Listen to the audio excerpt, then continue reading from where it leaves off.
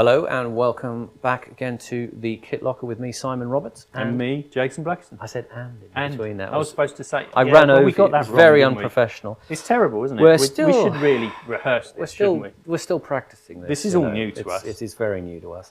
We are discussing the equipment and uniforms and you dropped weapons. into German then, I think. Because we were talking German before. Well, we were talking German. We were talking silly cod German. We are discussing the equipment and uniforms and weapons of the SAS's Special Projects Team.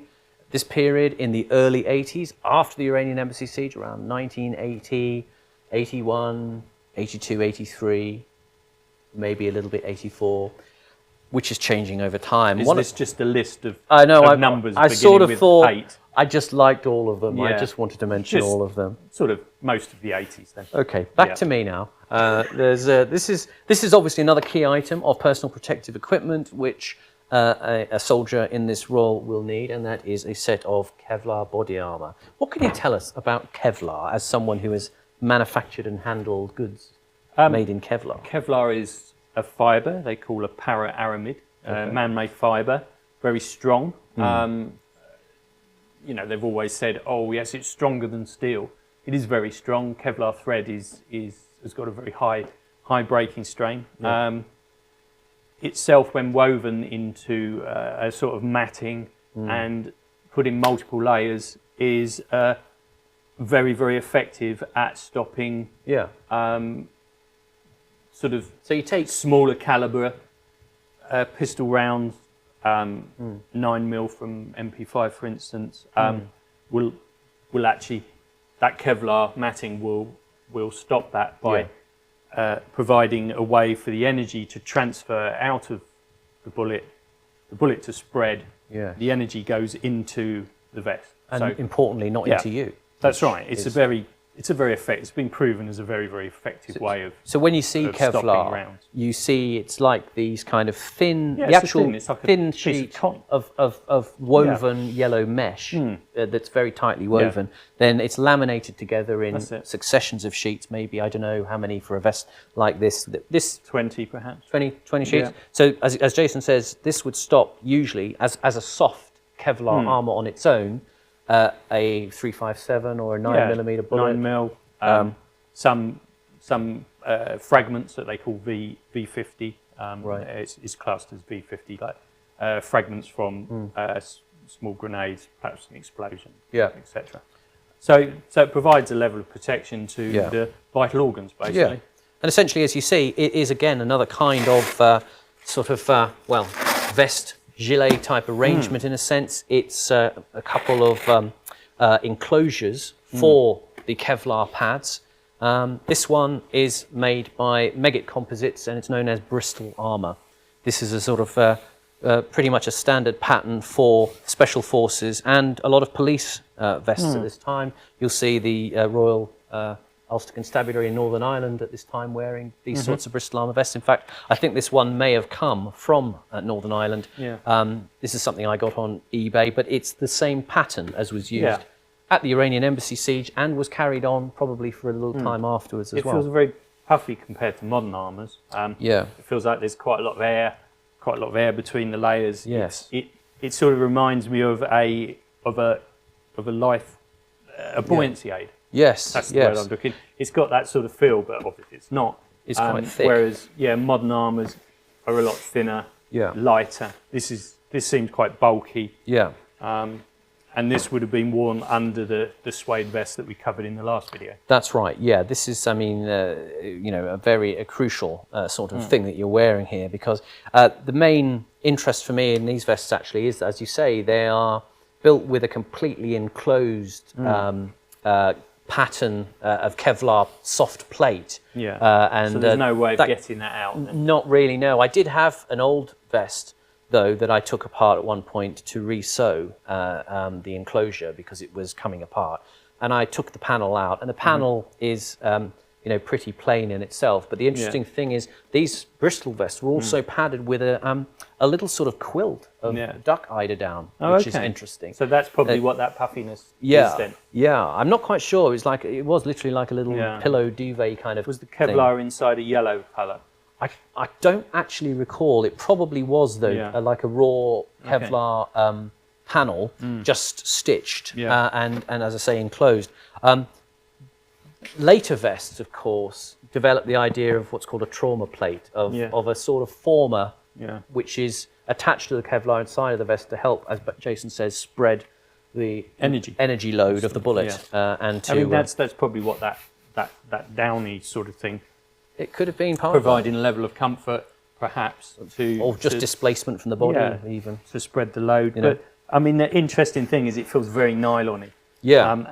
And you would definitely need the suede vest over the top of this, because if you came near to anything hot, as in the Iranian embassy siege, not that they used this here, but it would have melted very close if you got near to those burning curtains. Well, this would have melted very quickly. This was the pattern used at the Iranian embassy siege, as it happens. But as you say, it is a kind of it's not like Cordura, not like a modern durable material that a body armor might be. Did the ones of that era have this Velcro on? They did. This is the exact pattern that was used. And so this was used all the way up through the 80s. I think this is one of the difficult areas, is you don't quite know when equipment changed over. Bristol vests were popular for a long time, and then, as we said, our friend Mel Parry, who was on the Ops Research Wing developing equipment, made the decision with others to switch over to another company called Armour Shield, who designed a different format of vest, which we'll see later. So inside the vest, Jason's just pulled out an up-armouring plate. So can you tell us a little bit about what these are? It looks like it's got it's to provide extra protection on the chest area for higher velocity rounds that would normally be able to penetrate the Kevlar. Yeah. So we're thinking something like a 7.62 round or a 5.56 round? Yeah, something a military rifle? A lot faster moving. A lot more hurty. Yes, a lot more penetrating power. Yeah. Where you need these this looks like it's something like Kevlar and some sort of ceramic by the feels of it, given away by the name Bristol Composite. Yes. So that's a composite Kevlar and ceramic plate. Yeah, I should imagine. And that is also coated in a layer of just thin foam, really, just to give it a little bit of, I guess, sealing and presentation. The interesting thing about these plates, at the Iranian embassy siege, there's some accounts that some people wanted to have their plates in, because obviously, especially if you're running into a room in where somebody might be in front of you firing at you, you'd probably want to have something over your vital organs, like a hard plate such as this. I think I'd like you standing in front of me. I'd prefer someone else standing in front of me. In fact, I'd prefer someone else to do the job altogether, which is why these guys are good at that sort of thing. But the thing with this is, at the Iranian embassy, it seems that some people may have preferred not to use them. They may have preferred to sacrifice the protection for the weight penalty, because these are quite substantial. And the idea is a couple of kilos, and 2.5 kilos. Yeah, it's like a slab of bitumen or something. It's tough. And the idea is you would have one in the front and one in the back, and that is quite a significant weight. Some soldiers say that once you're charged with adrenaline running around, it feels very easy. And of course, these are super fit guys. I should imagine this is bonded on the back of the ceramic plate to provide, because ceramic is sort of quite inherently brittle. Yeah. It's very strong but brittle, and I suppose that provides a level of security to the plate. If it gets hit, it kind of holds together. Yeah. I mean, is the idea, do you think, you could someone could open up on you with a that's not a multi-hit plate, I can guarantee you that. Okay. So a single hit would probably see that. So again, this is really a consumable. If it's struck, it will perhaps lodge a bullet and keep it out of your body. Well, I think a plate like this would slow it down enough that the Kevlar could take care of a lot of the shock. Yeah. A plate like this would only take the sting, let's say, take the sting out of something fast. The footage I've seen moving. sometimes is, a high velocity bullet will go into a plate like this. It might not fully penetrate, but sometimes they might penetrate. They might stick through the plate. Yeah. But again, the value added is it's not going into your body. I should think that woven part on there as well is to stop any over penetration, any shards of that being, because when when something hits that fast, it's obviously got to transfer that energy, and you would get fragments blasting off the back of this, which would be going at a very high speed. That would help to slow them down. Yeah. Again, as we said before, if you have any military experience of using hard plates, you know, we're very interested. I mean, my understanding is with these sorts of things, you know, if you have a hard plate issued as a soldier and it's struck, you need to get it changed. It's no use anymore. If it's dropped, it could fracture. You know, this is December 1981. This plate. So this was in the infancy of ballistic protection technology. Yeah, of ceramic armour. So it's the first generation, and I imagine they're a lot more effective now than this would be. I mean, I've been present at testing of modern ceramic plates, and it's actually surprising how effective they are. Yeah. But I wouldn't trust that. Not now, no. I don't. I mean, obviously, you can see these things on the second-hand market, but I mean, if you are intending to go somewhere where there's a likelihood of actually being shot, don't use one of these. Wouldn't use a second-hand ballistic plate. Because this looks like it was issued to a German. Well, that's quite interesting. Yeah, it's from Bristol Composite Materials in Avonmouth and Bristol, and as you say, if you can see, perhaps from the camera, there is some detail on another plate here of a German order, and this could have gone to a unit that was trained by people like our friend Mel Parry from the SAS. I know he went to train units like the GSG-9, the Grenzschutzgruppe 9 in Germany. Oh, I'm impressed. Oh, thank you very much. Good. And the KSK, which is another one, which I don't know what the KSK stands for, is another German unit, and they were on, I understand they were very on very fond and good terms from chatting to Mel, the people he knew over there. He was held in very high esteem and did a lot of good work for their That's interesting, because this one is half the weight of this one. Yeah. And obviously thinner. Yeah. So I thought maybe that might be like an anti-stab plate, but they're not. The anti-stab plates are not like that. They're a bit more like a fiberglass. Yeah. Sort of. You wouldn't. That's a bit overkill for anti-stab. Yeah. That's definitely some sort of ballistic plate. Another one that we have here actually is one that Mel gave me, which was a plate that he seems to have tested, which is a titanium plate. Now, I don't know about titanium's bullet resistance. I mean, it's kind of a similar weight and feel to aluminium to me, but it's a bit heavier. A little bit heavier. And it's got some bullet strikes on the front. Well, or projectile strikes. Projectile, some sort of small, fast-moving B-50 test. Small fragments have been. I did have some panels off Mel of soft armour that had been tested with 2.2 rounds. But Belgium Police Class 2. There you go. So another European contract. Single curved metallic. Yeah.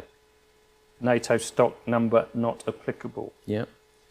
And you can see it's slightly different from the standard Bristol plate. It's kind of contoured as well. Something that amuses me here is it says handle with care and wipe clean with a damp cloth and soap. Yes.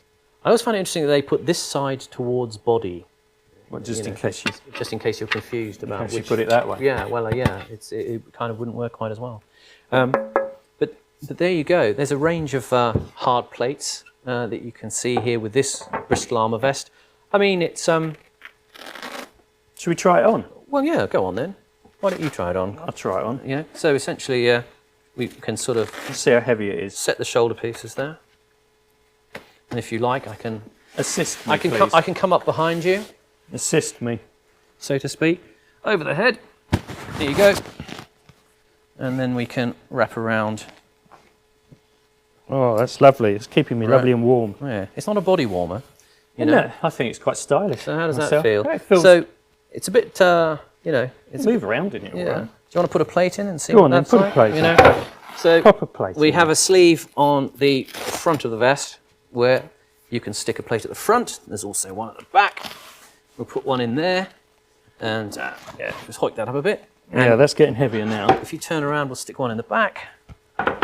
It's like instantly putting on 40 pounds. And this is not going to be quite as heavy as the full strength plate. But there you go.